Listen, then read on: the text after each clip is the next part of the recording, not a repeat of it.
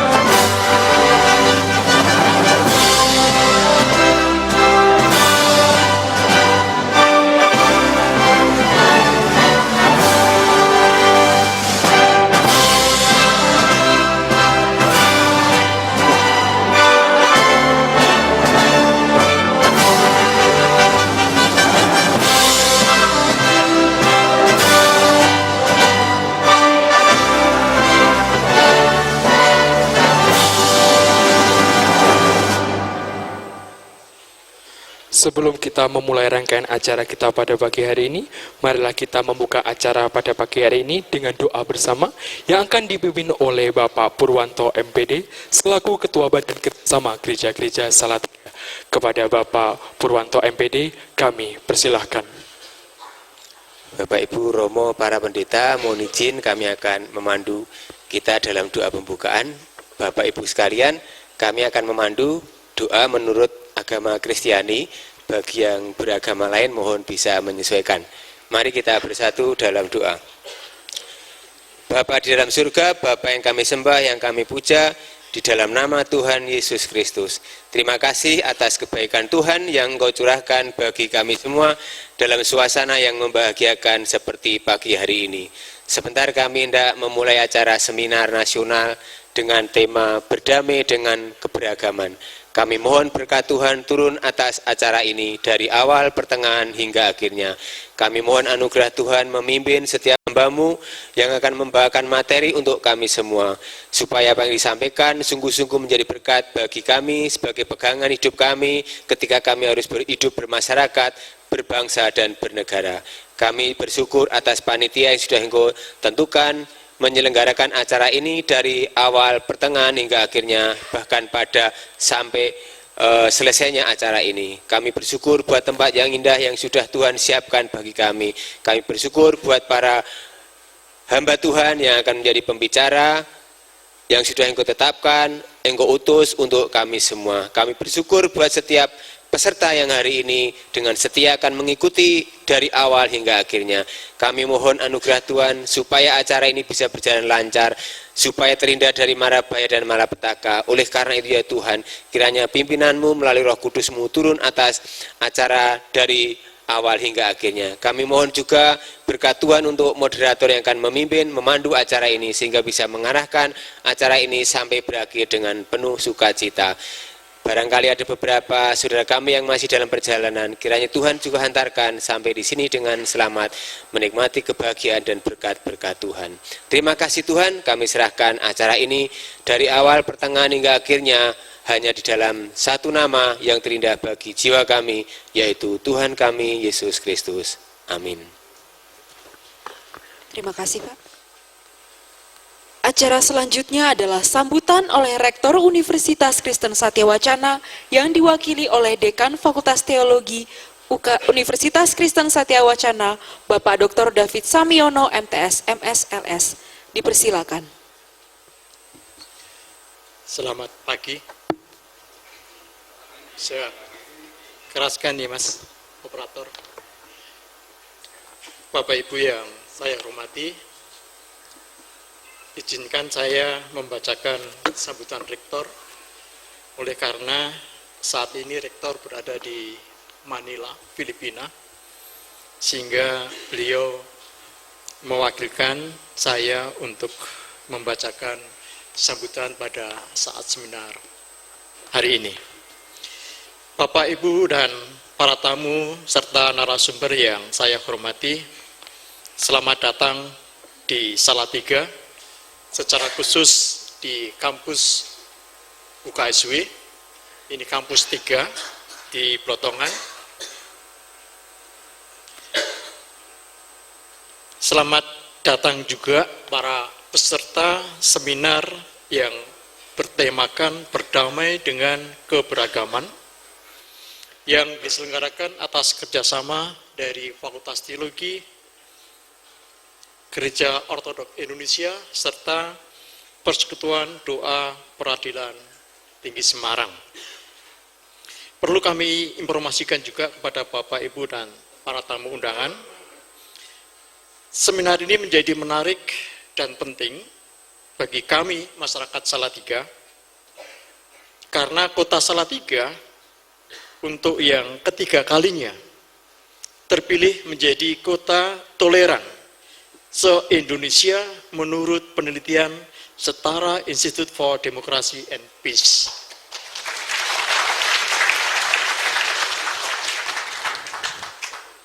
Oleh karena itu juga Satyawacana juga dikenal sebagai Indonesia mini dari Salatiga ini.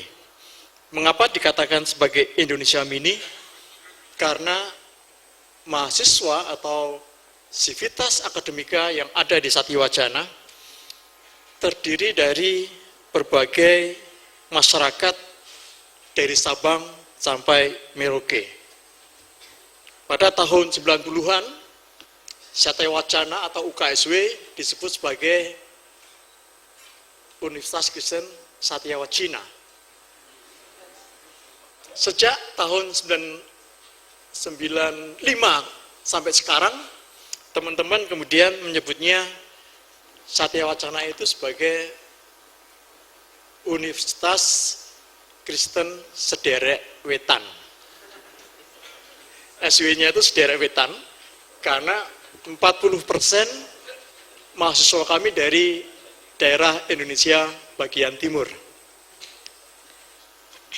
Perlu kami informasikan juga bahwa Satyawacana memiliki 3 kampus. Kampus utama ada di Jalan Diponegoro, kampus kedua ada di Jalan Kartini, dan ini adalah kampus yang ketiga. Jumlah fakultas yang ada di Satyawacana ada 14 fakultas yang terdiri dari 42 program studi dengan total student body atau jumlah mahasiswa kira-kira 16.000 mahasiswa. Karena itu setiap wisuda biasanya kita melakukan 3 kali dalam 1 tahun. Setiap kali wisuda kira-kira 1000-an mahasiswa. Setiap tahun angkatan baru biasanya kita terima sampai dengan 4.300 untuk tahun ini. Tahun lalu juga hampir sama, 4.300 mahasiswa. Untuk peringkat nasional, Satyawacana tahun lalu, nah ini cerita, tahun lalu kita pada peringkat 21 di tingkat nasional. Nah sekarang ini naik, karena ketinggi bukan kerendah. Naik menjadi 52, dari 21 ke 52 itu naik ya, bukan turun ya. karena tambah. Nah, kami selidiki kenapa bisa begitu. Ternyata paradigma atau indikator yang digunakan oleh Kemenristek Dikti itu berbeda dari 2 tahun lalu atau tahun lalu dengan jumlah dosen dan karya penelitian. Nah, dengan begitu otomatis Satya Wacana menjadi turun karena jumlah dosennya hanya sekitar 433. Sementara yang lain jumlah dosennya sampai pada hampir 1.000. Nah, itu yang buat kita turun. Namun demikian dalam pengertian kualitas kita masih tetap mempertahankan. Ibu, Bapak, dan saudara-saudara, harapan saya, rektor ini bukan saya, melalui seminar ini akan menumbuh kembangkan sikap toleransi antar sesama umat, khususnya yang ada di Salatiga, sehingga tercipta rukun dan harmonis. Ibu, Bapak, kalau ada di kampus pusat, Bapak yang dari NTT tidak akan asing lagi karena logat-logat mahasiswa NTT itu selalu ada. Logat-logat Ambon selalu ada. Logat-logat Batak selalu ada. Di Fakultas Teologi itu 33,7% mahasiswanya dari Batak semua. Jawa, NTT, kemudian Gemim, Manado, itu sudah mulai meningkat. Jadi kalau kita ke kampus pusat, jangan heran kalau ada mahasiswa yang kata, mari makang, mari ju, makan ju. Jadi bukan makan, tapi makang ikan, gitu nggih. Jadi itulah situasi yang ada di kampus kami. Jadi harmoni sosial ini tercipta juga di dalam festival budaya, di mana masing-masing etnis memberikan atau menampilkan budaya mereka masing-masing dari semua etnis yang ada di Satya Wacana. Ya, dari daerah-daerah itu pakai pakaian tradisional, terakhir itu ada yang pakai koteka 4 mahasiswa, dan itu diarak di kota Salatiga, sehingga semua masyarakat pada respon, pada melihat yang sangat indah keberagaman itu. Itulah Satya Wacana, itulah harmoni sosial yang tercipta atas kerukunan dari berbagai masyarakat yang datang dan belajar di Salatiga. Kota kecil tapi indah dan rukun. Selamat berseminar. Tuhan memberkati. Terima kasih. Terima kasih, Pak. Sebelum kita masuk pada acara pemaparan seminar, kita akan bersama-sama menyaksikan persembahan kur dari Gereja Bethel Indonesia Ebenezer Salatiga. Lagu yang akan dinyanyikan adalah yang pertama, Suci Suci, dan yang kedua, Mengalirlah. Kepada tim kur dari Gereja Bethel Indonesia Ebenezer Salatiga, kami persilakan untuk memberikan penampilannya. Terima kasih.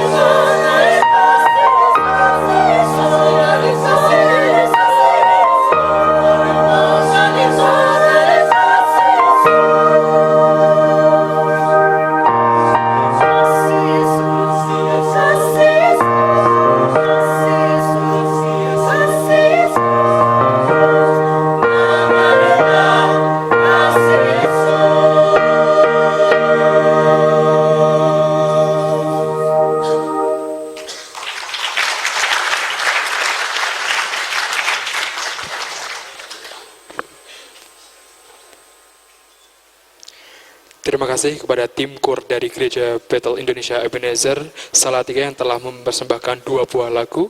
Yang pertama yang berjudul Suci-Suci dan yang kedua berjudul Mengalirlah.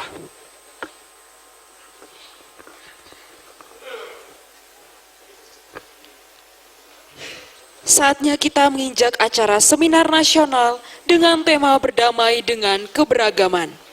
Seminar hari ini akan menghadirkan 3 narasumber.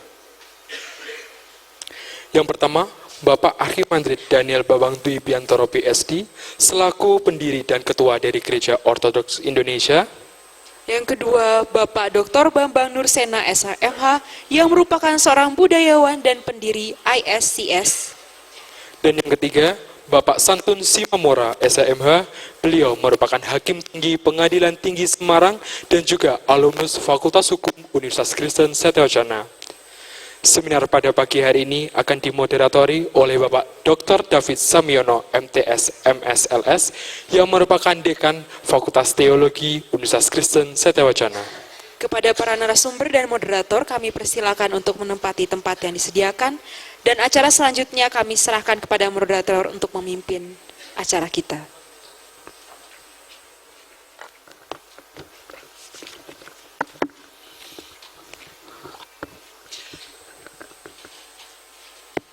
Selamat pagi lagi, Bapak Ibu sekalian.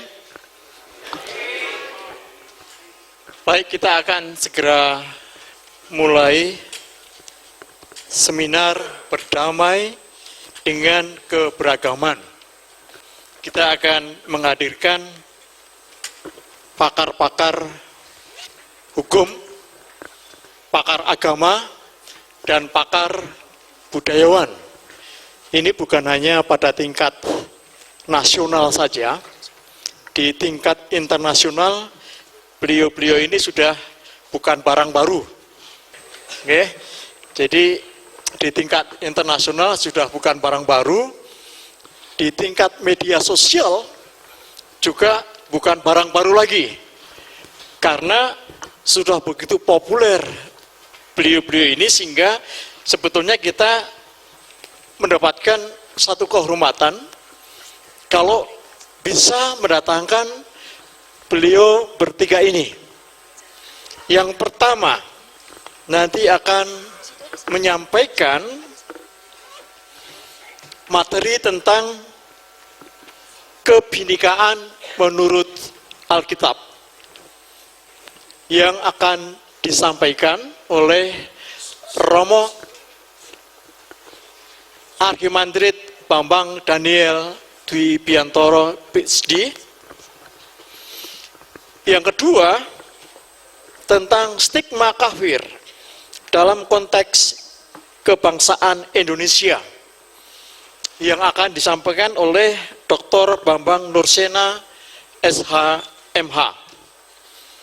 Dan yang ketiga adalah penodaan agama dalam sistem hukum Indonesia yang akan disampaikan oleh Bapak Santun Simamora SHMH, Hakim Tinggi Pengadilan Tinggi Semarang.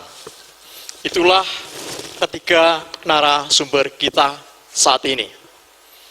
Yang pertama, Bapak sekalian, saya sampaikan bahwa dalam penyampaian materi akan menggunakan sistem panel. Ya, karena waktu yang sangat terbatas sehingga masing-masing narasumber atau masing-masing pembicara hanya diperkenankan untuk menyampaikan materi selama 30 menit masing-masing. Memang sebetulnya itu kurang dari cukup. Nah, karena itu nanti setelah seminar ini, jika ada peserta Bapak Ibu yang kurang puas mau nambah lagi, ya, nambah lagi tidak bayar sih, nambah lagi nanti disediakan tempat atau lokasi di Hotel Surya Indah. Beliau berdua, Romo Archimandrit Daniel dengan Bapak Bambang Nursena akan mendampingi dan menjawab memuaskan Bapak Ibu sekalian setelah seminar ini nanti. Atau Barangkali nanti lain waktu kita akan adakan hal ini sekali lagi atau berkelanjutan. Itu nanti kita lihat, ya. Nah, Bapak sekalian yang saya hormati, baik, kita akan panggil narasumber yang pertama, Romo Akhimandrit Daniel Bambang Dwi Biantoro, PhD. Supaya lebih akrab, kita harus mengenal beliau. Siapakah beliau ini? Nah, saya punya kepean. Saya akan bacakan sebagian saja kurikulum beliau ini, karena kalau dibaca ini 3 halaman, ya, tidak cukup waktunya. Jadi, Romo Akhimandrit Daniel adalah pendiri dan direktur dari organisasi Friend of Indonesia di Baltimore, Maryland, serta mengajar di Ohio State University Columbus pada tahun 2003 sampai dengan 2007. Dengan kemampuan bahasa Jawi, nak Jawa, Indonesia, Inggris, Korea, Ibrani, dan Yunani. Pengetahuan bahasa Arab dan Mandarin. Pendidikan Master of Divinity dari Korea, menjalani kehidupan monasteri di Gunung Athos, Yunani Utara. Master of Theological Studies di Holy Cross School of Theology, Amerika. PhD in Religion dari Bethany Seminary, Dothan, Alabama. Lalu PhD Candidate kuliah di Ohio State University. Karirnya ditahbiskan dalam jenjang Romo Diaken 16 Januari 88, ditahbiskan menjadi seorang imam atau Romo penuh tahun 98 juga 3 Juni, memulai karya gerejawi di Indonesia tanggal 8 Juni 98. Oh, 88 masih. Mendirikan Yayasan Suara Dharma Tuhu dan menjadi ketua umumnya. Mendirikan gereja ortodok yang diakui oleh Departemen Agama Republik Indonesia tahun 91 sebagai ketua umum sampai sekarang. Oh, yang lain banyak sekali nih, masih 2 halaman. Saya pikir cukup itu untuk mengenal siapakah Romo Akhimandrit Daniel Bambang Dwi Biantoro. Selanjutnya 30 menit ke depan saya serahkan kepada Romo. Silakan. Assalamualaikum warahmatullahi wabarakatuh. Shalom Aleichem. Salam sejahtera. Om Swastiastu. Namo Buddhaya.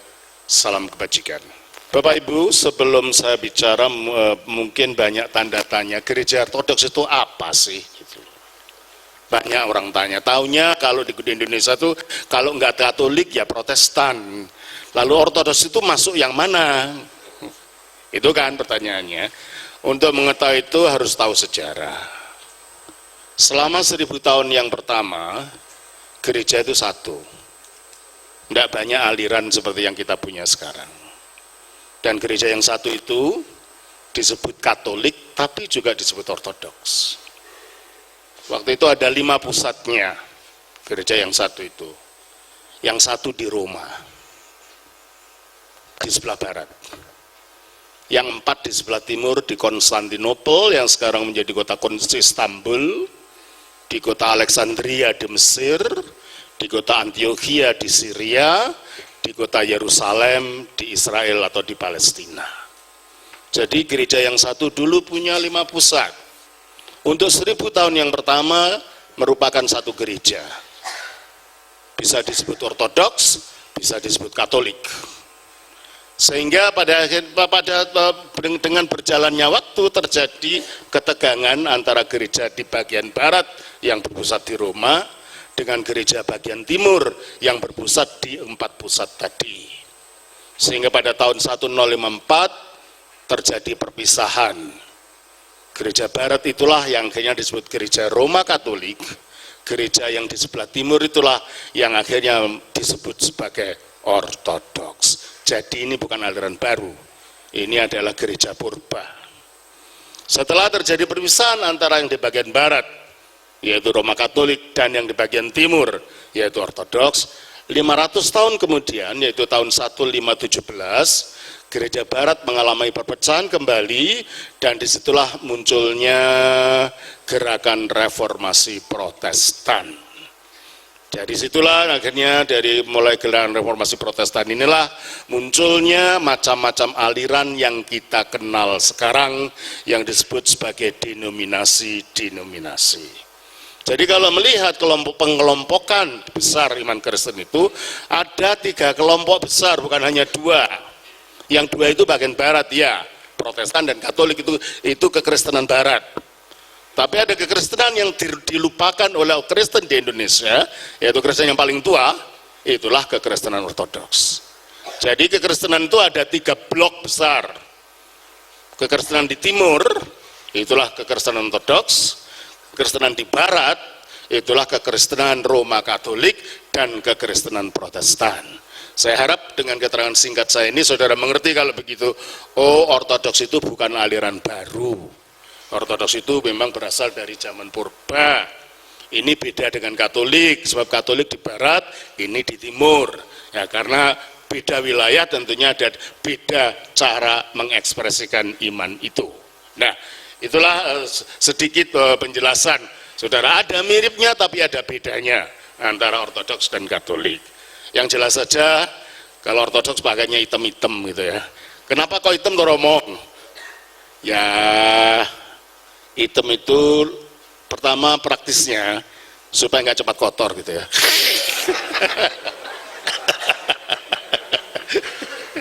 Yang kedua itu ada simbol kematian.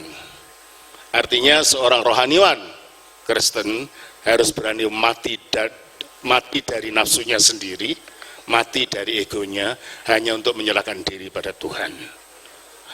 Yang ketiga, ini juga simbol dari kejujuran. Mengapa kejujuran? Sebab kalau saya pakai baju putih di bawah matahari, bayangan saya hitam, tidak sama. Yang sini putih, itu hitam. Kalau hitam sama saya hitamnya itu jujur.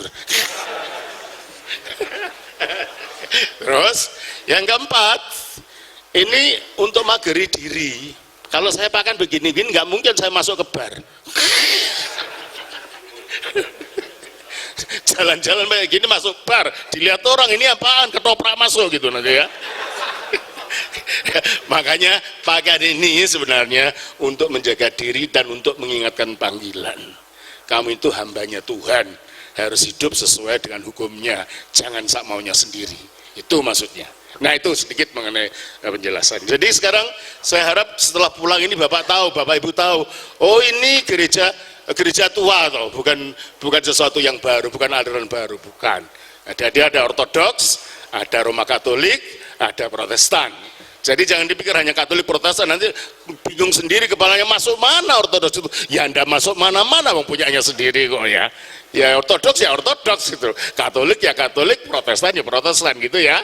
Saya harap ini mengerti. Nah, sekarang berbicara mengenai ya karena waktunya sangat singkat Bapak Ibu, nanti kalau belum puas saya tidak akan bisa menjelaskan secara detail ya, apalagi sampai membuka Alkitab segala, tidak mungkin. Jadi nanti kalau Bapak Ibu ingin mengetahui lebih lanjut penjelasannya, terutama ketika saya akan menjelaskan Tritunggal itu apa sih, apa itu 3 Tuhan jadi satu, apa bagaimana, atau gimana gitu ya. Karena banyak sekali salah mengerti. Bapak Ibu yang ingin tahu lebih lanjut nanti bisa ikut ke Hotel Suryasana untuk berbincang lebih lanjut. Nah, mengenai Bhinneka Tunggal Ika dalam perspektif Alkitab, saya mengambil sikap dogmatik. Dalam pengertian, saya mengambil sikap dasarnya dari ajaran teologia dogmatika Gereja Ortodoks mengenai prinsip-prinsip Bhinneka Tunggal Ika ini. Karena bangsa kita ini bangsa yang majemuk, tapi kita satu bangsa. Dan kemajemukan ini merupakan dari berbagai sisi. Dari sisi etnis, dari sisi agama, dari sisi budaya, dari sisi geografis, semuanya kita ini betul-betul beragam. adalah suatu keajaiban dan suatu mujizat bahwa kita bisa jadi satu bangsa. Dan kesatuan ini memang harus dirawat, harus dijaga, harus tetap dipertahankan. Sebab dengan adanya kemajemukan ini memang rentan terhadap perpecahan kalau kita tidak betul-betul menjaganya. Dan juga rentan terjadi konflik antar satu dengan yang lain kalau kita tidak berhati-hati menjaga situasi ini. Dan seperti yang akhir-akhir ini kita lihat dengan adanya ideologi dari luar yang masuk, ideologi yang ingin menggantikan Pancasila, kita sudah mulai terasa gerah dengan macam-macam keinginan orang ingin menggantikan Pancasila dengan ideologi radikalisme dan menggantikan dengan sistem khilafah menurut versi versi mereka, tafsiran mereka yang ingin menggantikan Pancasila itu dengan cara-cara mereka sendiri dengan menidakkan eksistensi orang lain, dan ini sangat membahayakan. Oleh karena itu kita dari segala macam komponen bangsa ini, dari segala macam agama, dari segala macam budaya, harus betul-betul berani bergandeng tangan untuk membela negara ini sesuai dengan kesepakatan para founding fathers kita di dalam mendirikan mendirikan negara Indonesia ini. Nanti itu sebagai umat Kristiani, apakah umat Kristiani perlu mempertanyakan Bhinneka Tunggal Ika ini? Itu yang pertanyaannya. Ataukah memang kita perlu juga mendukung bahwa ini memang seharusnya demikian? Bhinneka Tunggal Ika ini yang merupakan bagian yang legitimate daripada keberadaan kita berbangsa ini. Ya, nah di dalam kali ini saya tidak akan membicarakan asal-usul kata Bhinneka Tunggal Ika, dari mana diambilnya, bagaimana sejarahnya. Saya hanya ingin membuat penjelasan mengenai landasan mengapa orang Kristiani memang seharusnya menerima Bhinneka Tunggal Ika ini. Landasannya yang saya akan ajukan ada 3, yaitu ajaran tentang Tritunggal. Yang kedua, ajaran tentang Kristus yang mempunyai 2 kodrat dalam satu pribadi. Yang ketiga, ajaran tentang gereja yang satu yang mempunyai banyak anggota. Di dalam 3 ajaran ini, saya melihat relevansi daripada prinsip-prinsip yang dapat diterapkan dalam memahami tentang Bhinneka Tunggal Ika sebagai bangsa Indonesia. Nah, saudara, mengenai 3 hal ini, tentunya seperti saya katakan tadi, karena ini wilayahnya luas pembicaraannya dan saya tidak bisa membicarakan secara rinci di sini. Saya hanya memberikan sedikit kisi-kisi. Tritunggal itu apa sih? Tritunggal itu bukan 3 Tuhan yang jadi satu, bukan. Tritunggal itu bukan campuran dari macam-macam hal di luar Allah sendiri, tidak. Pertama-tama Tritunggal yang iman Kristen menegaskan Allah itu satu. Di dalam Ulangan 6 ayat 4, Nabi Musa mengatakan, Shema Israel, Adonai Eloheinu, Adonai Echad. Dengarkanlah hai orang Israel, Tuhan Allah kita, Tuhan itu Esa. Dan itu ditegaskan kembali oleh Tuhan Yesus di dalam Markus 12 ayat 29. Dengarlah hai orang Israel, Tuhan Allah kita, Tuhan itu Esa. Dan itu ditegaskan lagi oleh Santo Paulus di dalam 1 Korintus pasal 8 ayat 4 mengatakan bahwa tidak ada berhala di dunia ini dan tidak ada Allah yang lain daripada Allah yang Esa itu. Dan di seluruh Alkitab menegaskan Tuhan itu cuma satu. Nah, Allah yang satu ini dikatakan disebut Bapa oleh Alkitab. Bagi kita hanya ada satu Allah saja, yaitu Bapa. 1 Korintus 8 ayat 6. Nah, ketika berbicara tentang Allah itu sebagai Bapa, kita tidak berbicara mengenai jenis kelamin. Sebab Allah itu roh, artinya bukan bagian daripada yang tercipta, tidak bertubuh seperti kita, dia tidak memiliki wujud seperti kita, karena dia tidak dapat dibandingkan dengan apapun. Dia bukan laki-laki, dia bukan perempuan, bukan banci pula. Dia bukan seperti gajah, bukan seperti macan, bukan seperti orang, bukan. Allah adalah Allah yang kita tidak bisa menanyakan gimana, tapi ada. Dan ini yang harus ditegaskan. Inilah ajaran Alkitab itu. Nah, Allah yang esa yang disebut Bapa ini, dia disebut Bapa karena daripadanya lah berasal segala sesuatu. Itu dikatakan dalam 1 Korintus 8 ayat 6.